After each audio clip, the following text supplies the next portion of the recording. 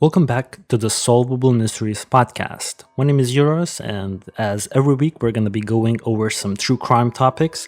And this week, we're going to be talking about the latest update in the Delphi murders case. Firstly, I would like to apologize really quickly because I have once again missed 1 week of podcast production. I honestly can't even remember what I was doing last weekend, but I think it was pretty busy. I sticked to research only, but now I'm fully prepared to talk about the Delphi update.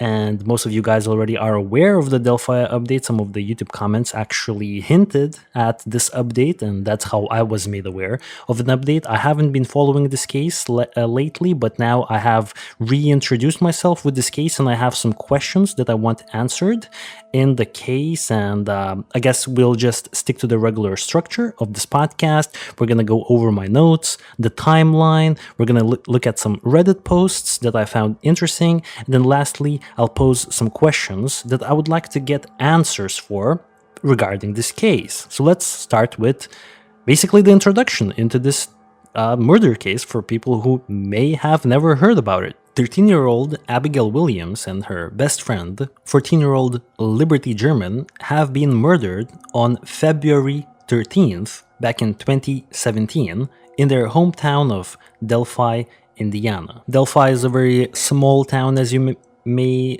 be aware of, guys. It only has 3,000 inhabitants.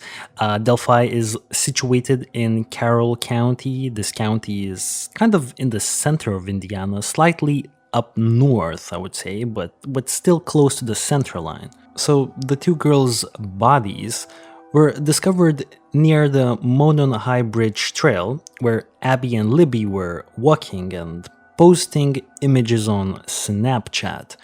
The murders have received significant media coverage because of a video and audio recording of an individual believed to be the girl's killer was found on Liberty German's smartphone. Now, we call this individual Bridge Guy, and just recently, law enforcement believes they have found out who Bridge Guy was. That's basically the reason why I'm doing this update today. Let's jump to the day when the girls were murdered. The girls were dropped off at the Monon trailhead by Liberty's older sister, Kelsey German, at 1:35 p.m. in the afternoon. At 2:07 p.m. in the afternoon, Libby posted a photo of Abby walking the bridge. This is in reference to the Monon High Bridge. Now, after this, they were not heard from again. They were officially reported missing at 5:30 p.m. later that evening after they failed to meet up with Liberty's father at 3:15 p.m. in the same drop-off location where they were dropped off by Liberty's older sister, Kelsey German. Authorities who quickly searched the area did not initially suspect foul play in this initial disappearance case of the two girls. However, this quickly changed when the bodies of the girls were found around noon on the next day, February 14th, 2017, and the bodies were found around 0.5 miles, which would be around 0.8 kilometers, east of the abandoned Monon High Bridge, the same bridge where the girls have posted Snapchat pictures from. It's very important to mention that to this day, as far as I'm aware, no details of how the girls were murdered have been released to the public. 2 days after the murders, the Indiana State Police have released a still image of an individual reportedly seen on Monon High Bridge Trail. Now, this grainy photograph appears to capture a Caucasian male, hands in pockets, head down, walking on the rail bridge towards the girls. Now, a week after the murders had taken place, law enforcement had released an audio recording where the voice of this suspect, aka Bridge Guy, although muffled, is heard saying, "Down the hill." Down the hill. Down the hill. Down the hill.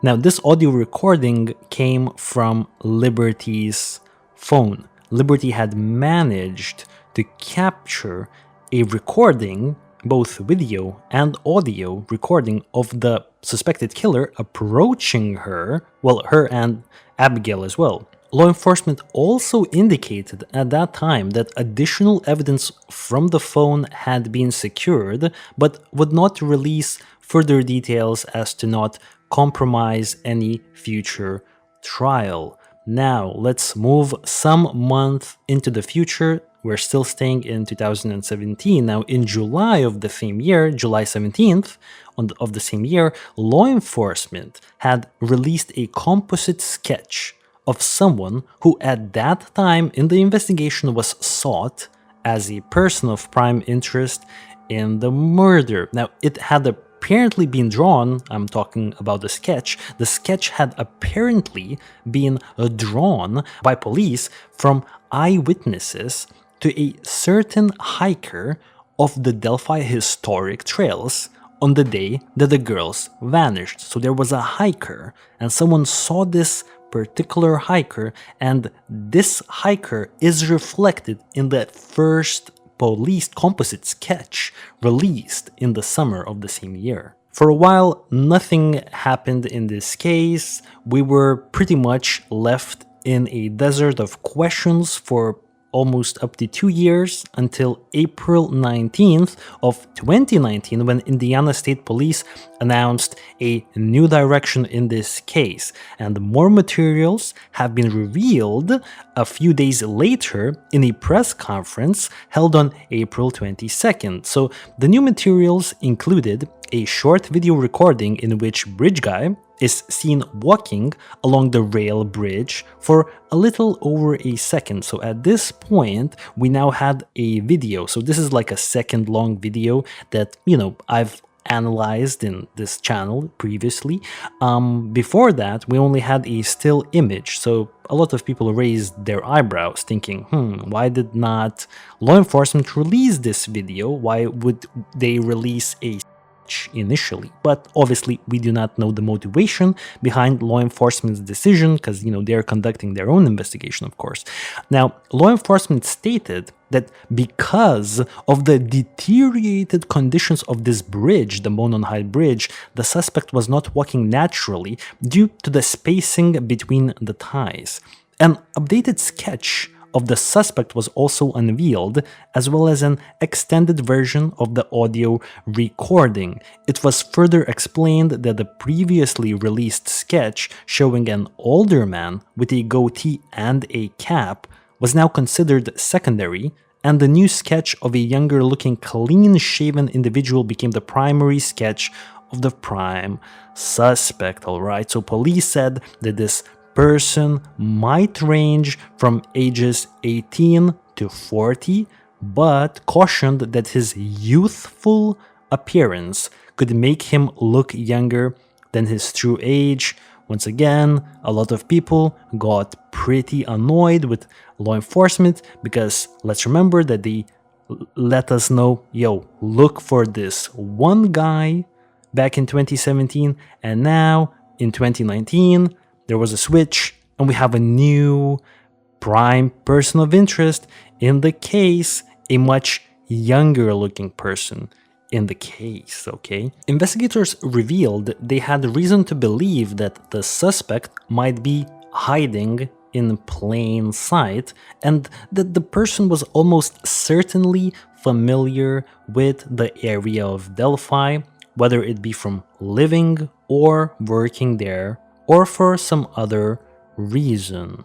An additional plea was made for help in identifying the driver of a vehicle left abandoned off the Hosier Heartland Highway in Delphi at the former Child Service Office between noon and 5 p.m.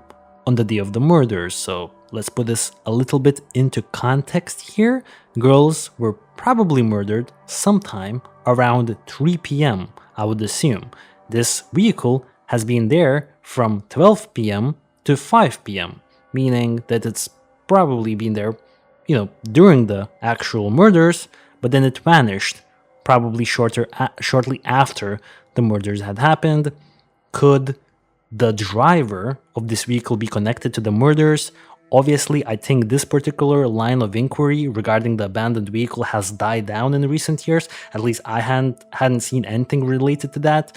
But it's interesting to see how that whole angle worked out at the end of the day. And maybe we'll find out soon that maybe that particular driver was somehow connected, given the fact that we are receiving new developments as we speak, well, as I speak right now. A 2017 search warrant application, which surfaced earlier in this year, 2022, actually revealed probably the most significant detail about the actual murders themselves, that the victims were killed with some sort of a weapon and lost a lot of blood. This would mean that the assailant or assailants, if there were multiple of them, would have been covered in blood following the attack. Now, this actually this is important to when you start thinking about the logistics of this murder and the escape from the scene. Because if there was a lot of blood involved, then this person, there's a good chance that they had to ditch their clothes. But we'll get into that shortly. I would like to also talk about that Libby and Abby were believed to have been killed in another location before the murderer moved their bodies and staged them at the crime scene, which is also a very significant detail in this case. The killer was also believed to have taken some sort of a souvenir with them, because I believe some items of clothing of the girls are missing, if I'm reading into this correctly. Okay, and to clear out some of the speculation in this case, at least that this channel has produced in the past, I would like to read some facts about the murders according to the Reddit thread for Delphi murders, but these are facts, so we know for a fact that, for example, the attack was not captured on video. We know for a fact that the girls were found 50 feet from the north bank of Deer Creek, approximately approximately half a mile from where Kelsey had dropped them off, I believe. Now, Libby's phone pinged on 2 different towers. This does not mean that her phone was moved around. I believe phones will just ping off of multiple towers like that. Libby had reset her phone a few days before the murders because the phone kept freezing up on her, according to Becky Patty. Now, Libby had to reinstall any apps that she used after the reset, because the reset would delete these apps and wipe their data clean. And since there's, a catfishing angle that we're gonna jump to very soon, this is a significant detail, I have to say, very significant. Now, Kelsey German did not see anyone at the entrance of the trails as she dropped off the 2 girls, but it's known that there were apparently other people there that day. And also, let's go through the unconfirmed rumors according to the Reddit thread for Delphi murders. The first rumor would be that Libby's wounds were more extensive than Abby's, that the girls were found by a relative of Abby's who sent texts describing the injuries to a few people, and a screenshot does exist, but its authenticity is unknown and unverified. And I remember this is in regards to a man named David Erskine, and we have talked about him on this channel for sure. And I kind of always assumed that was true, what those screenshots pertained, and they pertained that I believe Liberty German had almost been decapitated and things of that nature. But apparently this is an unconfirmed rumor, and we have to take it with a grain of salt, of course. Now, also I'd like to mention that one of the other unconfirmed rumor is that it has been stated somewhere that the girls had an open casket funeral and they both wore scarves. No photos or verifiable first-hand descriptions exist to prove this. Now, obviously, this would entail, the decapitation rumors once again, because why would you wear a scarf in a funeral?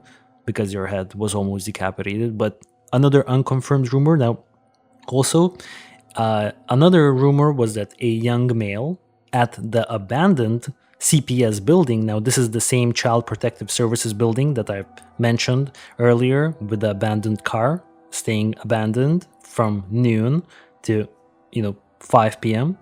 And we are interested in who is the driver of that car. Now, it's a rumor that a young male was at that same building and told a witness that he did not need help and was waiting for his father. Once again, interesting, right? And then the last rumor we have here is that the girls actually described Bridge Guy as creepy, or said that he's right behind me, isn't he? This is apparently a rumor that there is more audio to, the phone that was recovered, and on that audio the girls are heard talking about Bridge Guy, more about Bridge Guy, as he was approaching them. But it's just a rumor. And obviously, during this time, a few other potential persons of interest have been brought to the attention of the public. I'm pretty sure you are all familiar with them. I can't even remember their names. Not even gonna dig them up because I'm pretty sure they have not been involved, especially in in light of the recent developments. I think we can leave them be.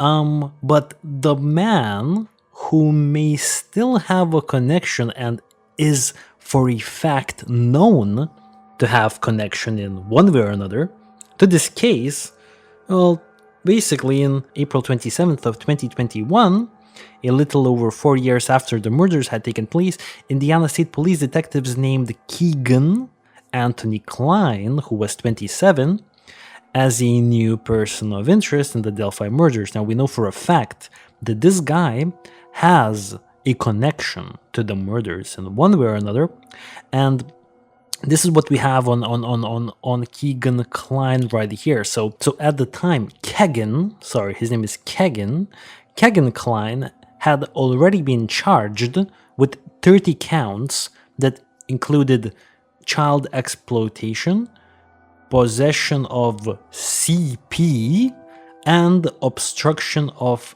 justice. So Klein had allegedly admitted to using the fake social media accounts to talk to girls in 2016 and 2017, even if they told him that they were under the age of 16.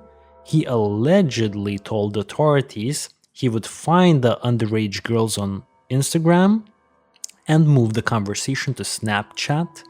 Klein allegedly said he believes he received about 100 sexual pictures from about 15 underage girls.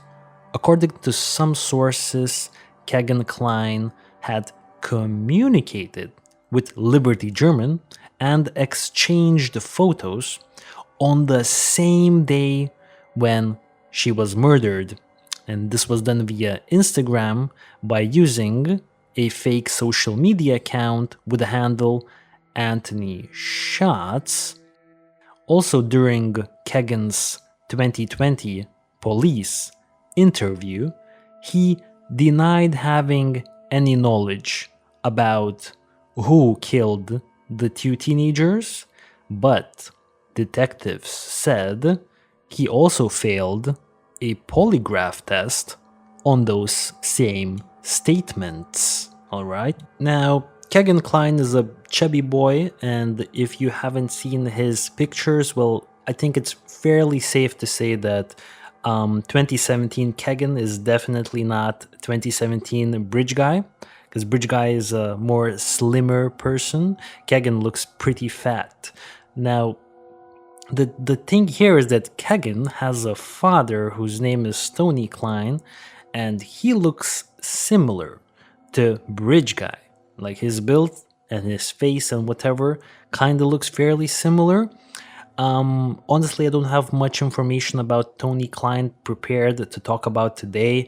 I think he's also not a great person. Like, there was some messed up shit that he's done in the past. Honestly, I don't have him as part of this research, so we're gonna move forward now. So, for a while, everyone was really talking about Kegan Klein, and he is obviously connected to the murders. He had talked to Liberty via Instagram on the day when she was murdered. Obviously, he's a really big person of interest.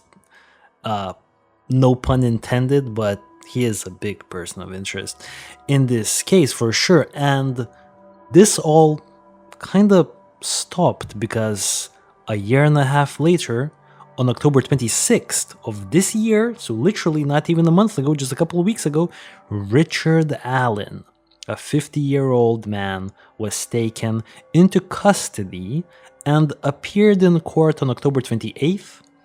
On October 31st, ISP, Indiana State Police, announced that Richard Allen had been charged with 2 counts of murder in this case. His trial is scheduled to begin in March of 2023. So the first peculiarity that had occurred was that 5 out of 30 CP felonies have been dropped in the Kegan Klein case 2 days after Richard Allen was charged with the murders. Now, it's not clear if the move to drop charges, certain charges, against Kegan Klein is connected in any way to the case against Mr. Allen. Richard Allen is said to be refusing to cooperate with investigators, and he has pleaded not guilty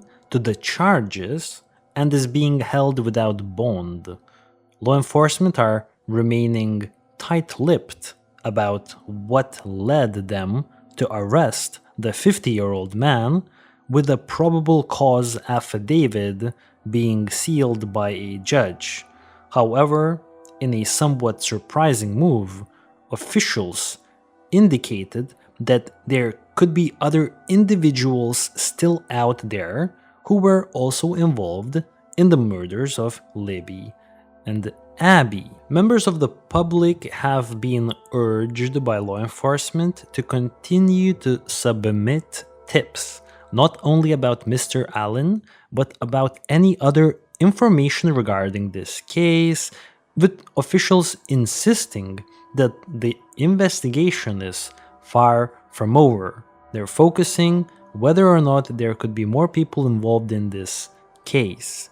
Now, I've heard someone mention, that by actually charging Richard Allen with these murders, law enforcement kind of did a very bold move, because apparently if this is not the guy, then basically it's gonna be hard to charge anyone else. Obviously, I'm not sure how credible this information is or whatever, but it seems to me that law enforcement have some strong connection to this case, and I'm not really sure if you are aware of this podcast called the Murder Sheet Podcast. They are kind of on top of things in this case, and they have been releasing information, and I was listening to their latest podcast episode regarding this case, and apparently the way this guy, Richard Allen, came into attention of law enforcement was because someone in the investigation have been looking at some old leads, old tips or whatnot, and they kind of stumbled upon Richard Allen, and they thought, okay, this deserves a second look, and they took a second look, and kind of things escalated to the point where now he has been charged with the murders of Libby and Abby. Obviously, we do not have the details on why law enforcement believes that this is the case, but they probably have something good on him.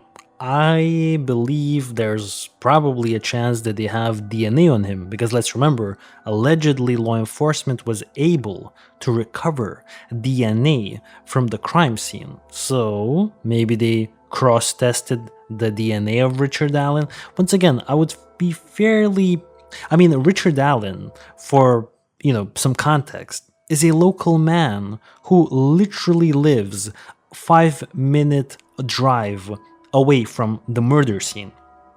So I would be pretty surprised to think that law enforcement never ran his DNA in the last 5 years, to match up with the DNA that they had recovered. Obviously they did. They're not that retarded. I know a lot of people hate on ISP and the, Tobe Lezenby and whatever, Carroll County Sheriff's Office, but I think even they are not, maybe they're excellent at what they do. I'm just saying, I don't think that they're this retarded that, Tobe Lezenby and his office is this retarded to never run his DNA with the DNA that they had recovered from the crime scene in the last 5 years, because the guy literally matches the description. I think he also reported that he was at the scene, he was on the trails that day. He kind of came forward to law enforcement. So I don't think police is that retarded in Indiana, meaning that either, goddamn, that means that the DNA that was retrieved from the crime scene probably is nothing significant, right? And then it kind of makes you think, how can you even prove that it was him at the scene because surely they must have proven this already if they had a good sample of DNA, or is this just a freak accident where Carroll County Sheriff's Office is retarded?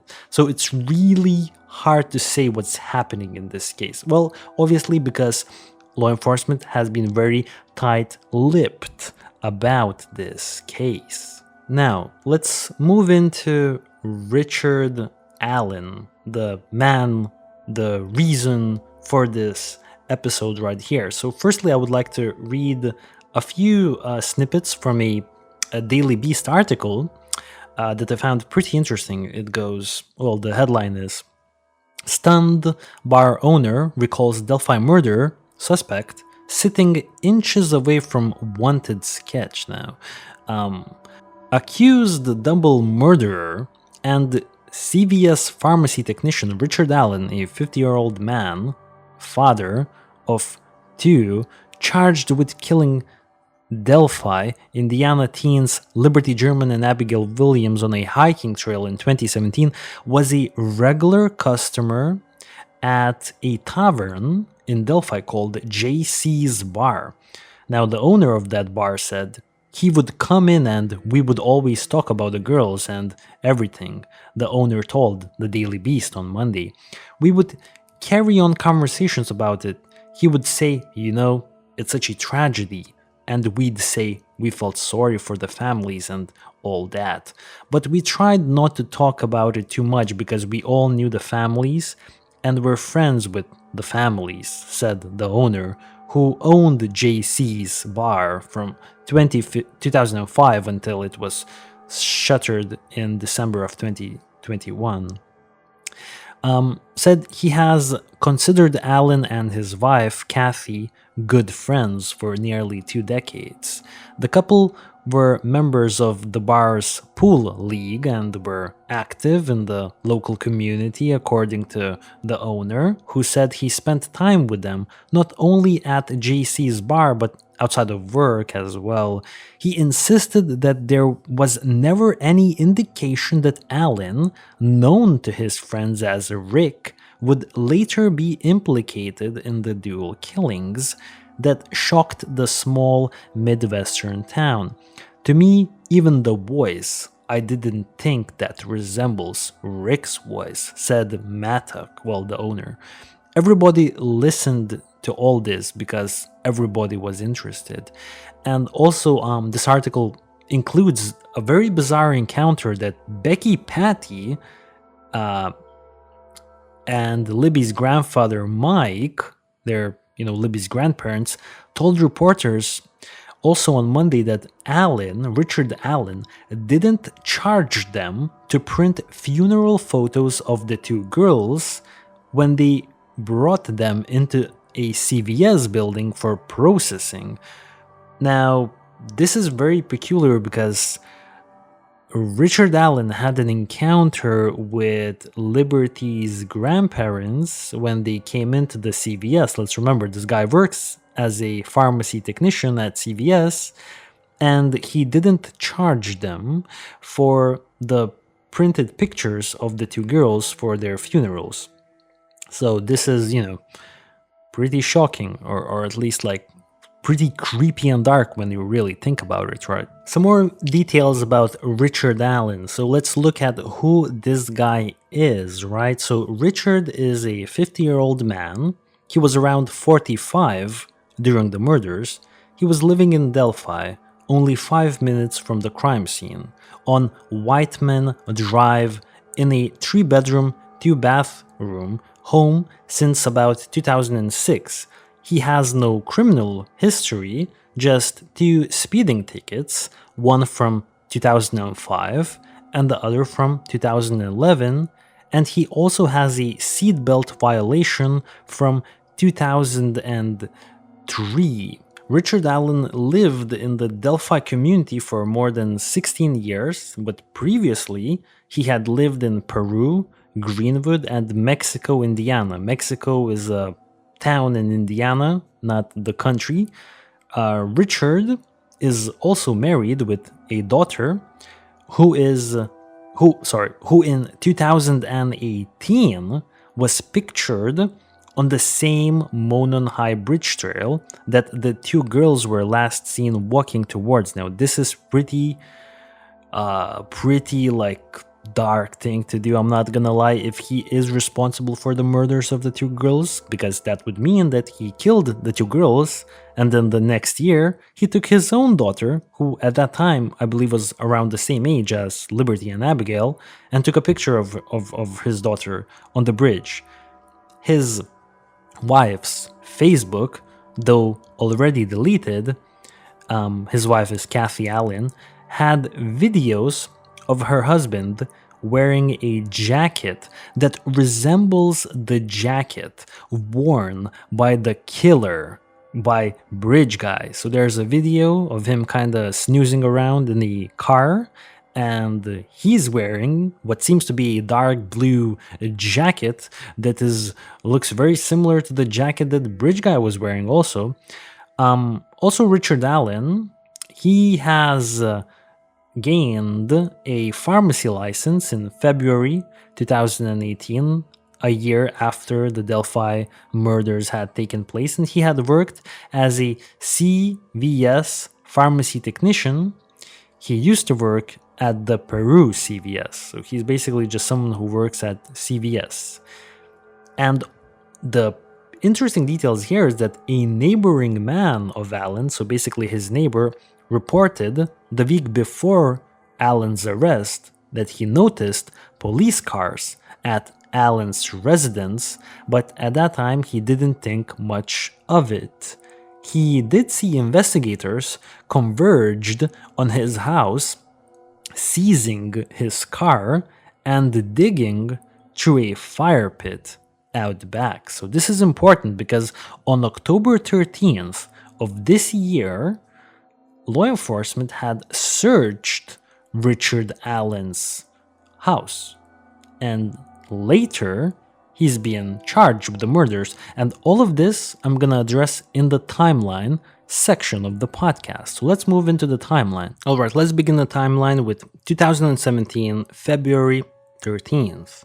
So we know that sometime during, I would say, pre-noon hours, I'm just speculating here, but we don't know for certain. Kegan Kline communicated with Liberty German. Now at 1:35 p.m. in the afternoon, the two girls were dropped off at the Monon trailhead. At 2:07 p.m., Libby posted a photo of Abby walking the bridge. At 3:15 p.m., the girls failed to meet Liberty's father, and at 5:30 p.m., the girls were reported missing. The next day, on February 14th, around noon, the bodies of Abigail Williams and Liberty German were discovered. 2 weeks after that, on February 25th of the same year, search warrant is executed at the Kegan Kline's residence in Peru, Indiana. Now, Kegan is home with his father, Tony. Kegan confesses to cyber crimes against minors.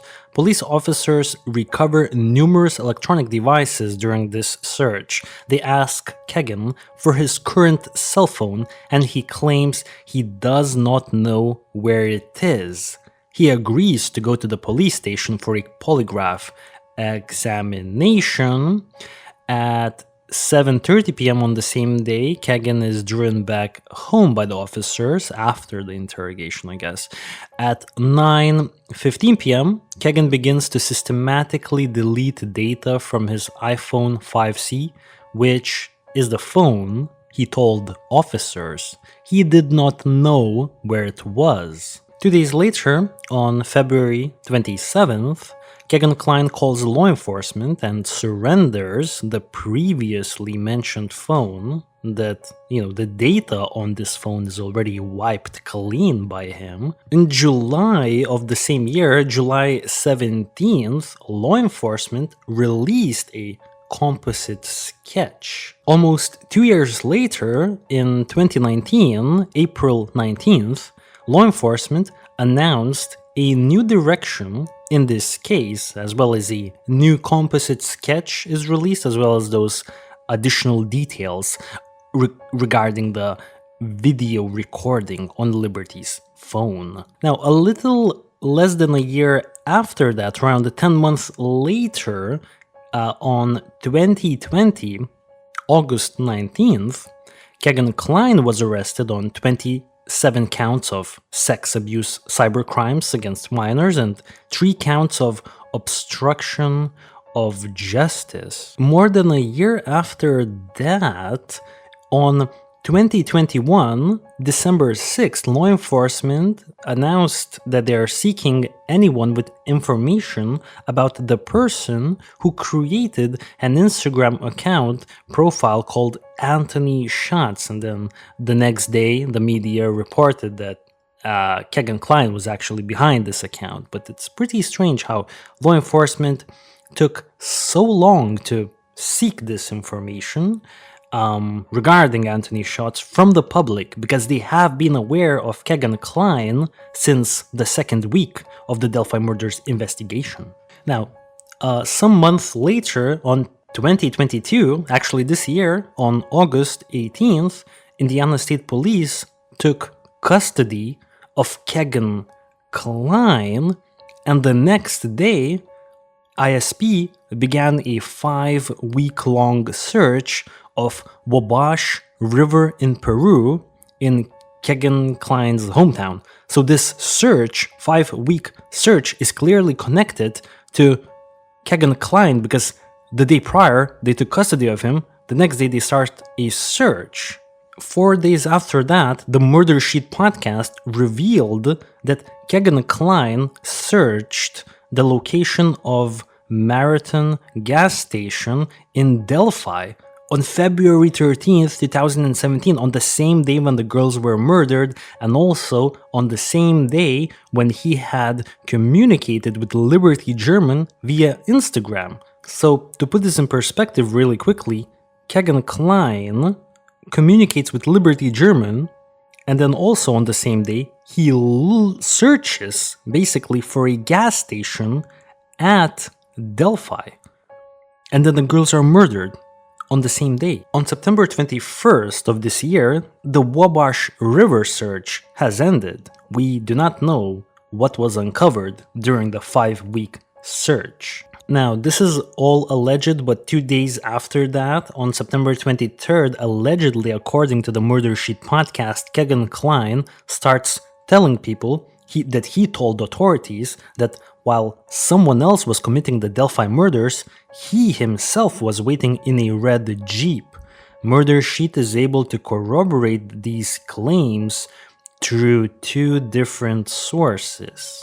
This is where things get interesting because some people believe that the whole Wabash River search and the whole, taking Kegan Kline into custody by Indiana State Police could actually connect to Richard Allen because only 22 days after the end of the Wabash River search, Richard Allen's home in Delphi is searched by police on October 13th. And 13 days after the search, on October 26th, Richard Allen was taken into custody. 2 days later, on October 28th, he appeared in court, and then 2 days later after that, 5 out of 30 CP felonies have been dropped by the Kegan Kline case. Makes you think, right? Did Kegan provide some good information to law enforcement about Richard Allen, and that's why some of the charges, or felonies I would say, have been removed from his case? I mean, there's no way to tell, right? And then a day later, on October 31st, Richard Allen had been charged with 2 counts of murder. And just days ago, on November 9th, Richard Allen sent a letter to the court asking to be provided with a legal public defender because he cannot afford a private defender. So this definitely makes you think if there is a connection between Kegan Kline and Richard Allen. Now, I was going through Reddit and I found an interesting post, and I found a pretty interesting comment here. I want to quickly read it. This comment goes from a user Shawbella912, and it says, "It could have been as simple as law enforcement searching and identifying all the accounts that Kegan Kline spoke through social media. I read through his interview with police, and he often posed as a young girl, Emily Ann 45, and talked to girls. Sometimes he would also talk with other fake profiles, other men pretending to be girls, to share and distribute CP. Maybe law enforcement investigated every single profile that he spoke with. I think that could be a likely connection between Kegan Kline and Richard Allen." Makes you think, and I kind of think that this could be a possibility, but this would then mean that Richard Allen also had a fake social media account. And maybe that's how he contacted Liberty German. But then again, the whole kill, I would say, the murder, I would assume was an accidental thing where Richard Allen stumbled upon those 2 girls and some kind of urge kicked in and he committed the murders. That's how I always viewed this case. Now, if we would go by this line of thinking, that it was social media related, that would mean that Richard Allen had pre-planned the kill in theory. But obviously, this information will probably be revealed by police eventually. And then I found another interesting Reddit post. Basically, the post is named, "Who is Richard Allen?" And, the post basically asks Reddit users, who is Richard Allen? Was he on anyone's radar previously? I have followed the case for years and have not heard of him. And then one of the ex-moderators for the Delphi Murders subreddit, I believe, said, "I still have all my messages from the past 6 years. People that messaged me because I was a group administrator or group chats I've been in. I did a search and Richard Allen wasn't mentioned in a single one, so even the web sleuth couldn't dig up this guy who was literally right there." Alright, so I've looked at some comparisons of Richard Allen to basically any assets that we have received from law enforcement in the past, I will say that he does look quite familiar to, well, similar to the original sketch. The sketch with the, older guy with the news cap on. I could definitely see him being that guy. And also, I want to play a voice comparison because Richard Allen has spoken, and I believe this is him in jail or something like that. I honestly have no idea where this audio even came from, but some people already put up a voice comparison. To me, it seems like it's too hard to distinguish if it's the same guy, but have a listen if this is Bridge Guy, because I will play an audio where you can hear Bridge Guy saying guys down the hill, and then Richard Allen saying something. I can't even make out what he's saying, but have a listen. Cable snap. There's the word truck coming up. Cable snap.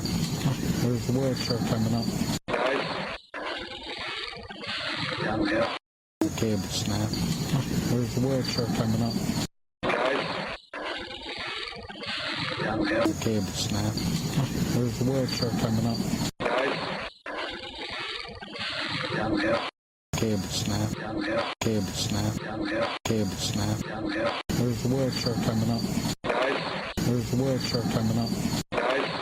And the last really fucked up video is coming from Kathy Allen, Richard's wife, and she kind of recorded this video where she's approaching a car and Richard is kind of like snoozing around in the vehicle, and then he kind of is like, oh, you kind of woke me up, and then Kathy kind of laughs. But the most fucked shit here is that the jacket that he's wearing in that car looks very similar to the jacket that Bridge Guy is wearing. And I mean, it would be pretty crazy if this guy literally committed the killings and then kept the same jacket and kept wearing it in plain sight. Alright, I think it's time to go over some of the questions that I would like to get answered here. So first question that I have in this case is, did the 16-year-old female witness that was hanging around Freedom Bridge at around 1:30 p.m. saw Richard Allen? So that's my first question, because there is a witness.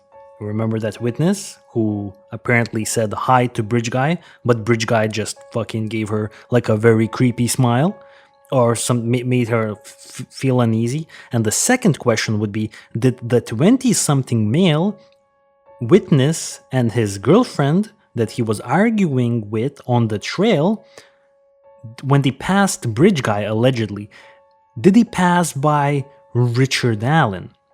Now, if so, then Bridge Guy was walking towards the Freedom Bridge, because the couple was walking towards the Monon High Bridge, and they passed Bridge Guy as he was walking in the opposite direction towards the Freedom Bridge. Now that could explain one of the routes that Richard Allen may have taken to get back home. Now, it was reported that a weapon was used and a lot of blood was spilled during the murders. Now, did Bridge Guy change his clothes and hide this weapon? And also, was this Richard Allen? This leads us to my third question. Did these two witnesses identify Richard Allen as the man they saw on the trail, right? That's interesting, but let's remember that both of these witnesses said that Bridge Guy was wearing a scarf covering the lower part of his face. So could they even possibly identify him as Richard Allen? So if they can't identify Richard Allen, then it means that a DNA connection probably was made, right? So this question is, does law enforcement have DNA? And if a DNA match has been made, it would mean that it took law enforcement 5 years to test a man who matches the description and lives very close to the murder scene for DNA, right? I mean, once again, I deem this pretty retarded, but maybe this explains that law enforcement does not have a proper DNA sample because they can't possibly be this retarded. Also, if Richard Allen is Bridge Guy and he has some sort of a connection with Kegan Kline and catfishing is involved, why did Richard Allen did not destroy Liberty's phone or take custody of Liberty's phone? Why did he leave the phone there? The phone is literally what led to his downfall, if he obviously did it. We still don't know, because you're innocent until proven guilty. Another question that I have to ask myself, if Richard Allen is Bridge Guy, did his wife, Kathy Allen, know about this, and is she in on it? Was this a one-man crime or a two or multiple people operation, let's put it this way, because officials indicated that there could be others involved, and that's why they're asking for more information from the public. I feel like controlling two young girls and murdering them with a weapon that causes a lot of blood doesn't sound easy, especially for an out-of-shape, middle-aged man like Bridge Guy. Staging two teenage bodies is also something that might be hard to do, especially if you are in a rush. It would be a lot easier if there were multiple people involved. And the last question I have is, why the hell did Kegan Kline Google Marathon gas station in Delphi on the day that the girls were murdered? Like, why did he did this? You know what I mean? He contacted Liberty and he also Googled a gas station close to where Liberty lives, and then Liberty dies on the same day. So is Kegan connected? I mean, you tell me, guys. But I feel like it's gonna be enough for this week's episode. Leave your thoughts in the comment section of the YouTube channel. I hope you guys enjoyed, and I'll see you on the next episode.